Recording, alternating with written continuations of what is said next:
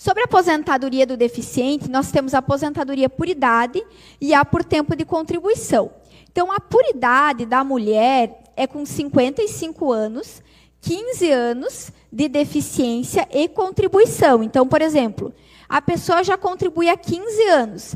Há 15 anos que ela já tem essa deficiência e ela contribui. Seja com carnê, ou seja com trabalho, com atividade remunerada, com carteira assinada, mas ela já contribui há 15 anos. E ela comprove essa existência de deficiência por esse período. Ela pode ter direito à aposentadoria do deficiente. Já a do homem é com 60 anos. E também 15 anos de contribuição e comprovar essa existência de deficiência por 15 anos. Já na aposentadoria por tempo, vai depender do grau de deficiência. Então, se é um grau leve, moderado ou grave. Então, vai modificar. No caso, se for leve, a mulher com 28 anos de contribuição, a moderada 24 e a grave 20 anos de contribuição. Já no caso do homem, a deficiência leve seria 33 anos, a moderada 24 e a grave 25 anos de contribuição. E essa avaliação da deficiência, lá no INSS, como que ela é feita? Ela é feita pela CIF, Classificação, Funcionalidade, Incapacidade e Saúde. Então, isso que o INSS vai fazer para avaliar. Vai ter uma perícia social e uma perícia médica. E nessas perícias serão feitas diversas perguntas para esse deficiente, para verificar realmente quais são as barreiras que ele tem. E dependendo das barreiras, ele vai ganhar uma pontuação que eu vou falar em seguida. Então, quais domínios que serão verificados? O sensorial, a comunicação, a mobilidade, os cuidados pessoais, a vida doméstica, a educação, trabalho, vida econômica, socialização e vida comunitária. Quanto aos critérios, vai ter uma pontuação, como eu mencionei. Então, eu trouxe ali a pontuação para vocês. O que acontece? Se a deficiência ela for menor ou igual a 7.584, vai ser uma deficiência leve. E quanto menor a pontuação, maior é a deficiência. Existe também a possibilidade da pontuação ser insuficiente. Então, às vezes, a pessoa ela tem autismo e ela não vai ser considerada deficiente pelo INSS. Tem isso também que nós mencionamos no LOAS. Por quê? Porque como tem uma série de perguntas que tanto o perito quanto o assistente social terão que responder, muitas vezes a pontuação vai ser insuficiente. Porque se é um autista nível 1, pode ser que ele se alimente sozinho, ele tome banho sozinho, ele não tenha dependência de terceiros em quase nada. E aí, por esse motivo, a pontuação dele pode ser insuficiente. Mas, claro que, se isso ocorrer, há uma possibilidade de entrar com recurso também. Eu trouxe para vocês também a respeito da pontuação, como que ela é feita no INSS. Então, por exemplo, se esse deficiente ele não realizar atividade ou for totalmente dependente de terceiros, vai ganhar 25 pontos. 50 pontos se ele realizar atividade com auxílio de terceiros. 75 pontos se ele realizar de forma adaptada e 100 pontos se ele realizar de forma totalmente independente. E a respeito das barreiras, como eu mencionei, as barreiras vai depender muito de cada pessoa, mas o conceito da lei seria o quê? Qualquer entrave, obstáculo, atitude ou comportamento que limite ou impeça a participação social da pessoa, bem como o gozo, fruição e exercício de seus direitos à acessibilidade, liberdade de movimento, expressão, comunicação de acesso à informação, compreensão, circulação com segurança, entre outros.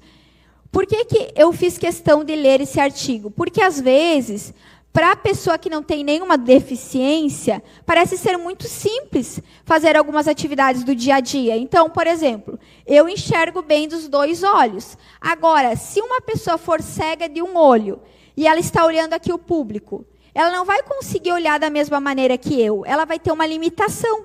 E tudo isso vai ser analisado lá no momento da perícia do INSS, porque vai servir como uma barreira seja na comunicação, dependendo se for uma pessoa com problemas físicos nos transportes e etc. Então, aqui eu expliquei um pouquinho sobre cada uma das barreiras. E, por fim, eu trouxe para vocês a respeito de uma informação bem interessante a respeito da redução da jornada de trabalho para servidores do RPPS, que é do regime próprio de previdência. Então, existe o artigo 98, parágrafo 2º, que fala assim, que vai ser concedido horário especial ao servidor portador de deficiência quando comprovada a necessidade por junta médica oficial, independentemente de compensação de horário. Inclusive, tem um tema, o 1097 do STF, que fala a respeito dessa questão, que seria possível. E eu também trouxe aqui a questão do horário especial com a redução de jornada em 10, 20, 30, 40 ou 50%, que eu retirei essa informação do site do Tribunal de Justiça de Santa Catarina. Então, é uma informação realmente verídica e que as pessoas que estão aqui, que quem sabe trabalhem em regime próprio, elas podem verificar essa situação, se elas se enquadram ou não. Também tem uma possibilidade de redução de carga horária para acompanhar um familiar deficiente. Então, se a pessoa ela é servidora pública e ela tem um filho com transtorno do espectro autista ou qualquer outra deficiência, ela pode solicitar a redução da carga horária para 20 horas semanais, sem redução de vencimentos. Então, aqui no slide ficou um pouquinho pequena a letra, mas o que acontece? De forma geral, a pessoa ela precisa fazer essa solicitação no setor ali de recursos humanos desse órgão e deve ser instruído com um laudo da avaliação, acompanhado do plano terapêutico emitido pela Fundação Catarinense de Educação Especial ou por entidade credenciada, para comprovar realmente que existe esse diagnóstico.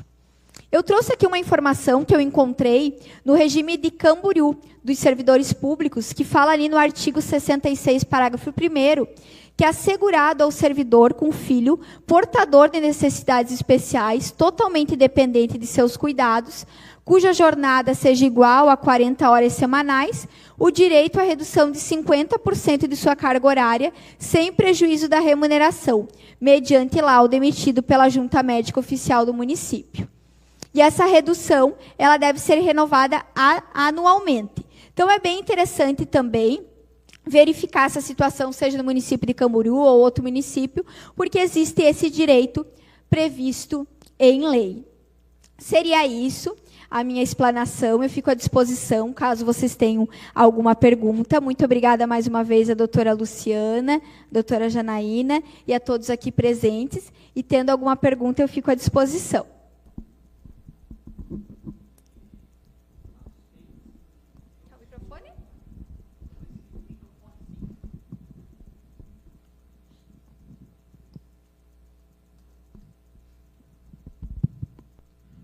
Boa noite, eu me chamo Tiago Teixeira Kunz, eu sou associado do Lions Causa Autismo, de Itajaí, moro em Itajaí, e trabalho na área da logística já há 14 anos.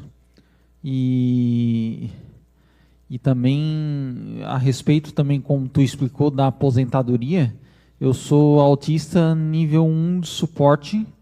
E no caso da deficiência leve que eu tenho, geralmente eu acabo me aposentando aos 33 anos de contribuição também, conforme tu me explicou também. Eu tenho 32 anos.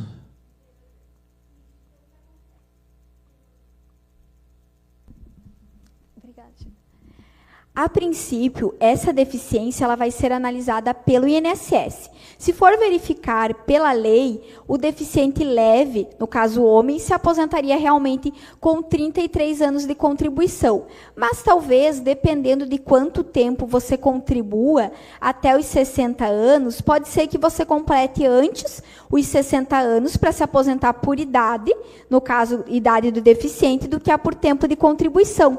Então, tem essas duas opções, porque às vezes assim, a pessoa começou a trabalhar, parou um tempo, depois voltou. Então, existem essas duas possibilidades, tanto a aposentadoria do deficiente por idade, no caso do homem com 60 anos de idade e 15 de contribuição, ou então a aposentadoria por tempo de contribuição, que seria com 33 anos de contribuição e não necessitaria ter uma idade mínima. Então, o que vai acontecer? Quando você verificar que você já tem, exemplo, 33 anos de contribuição, e já tem toda a documentação do seu diagnóstico, quando que iniciou, é possível sim fazer o requerimento no INSS.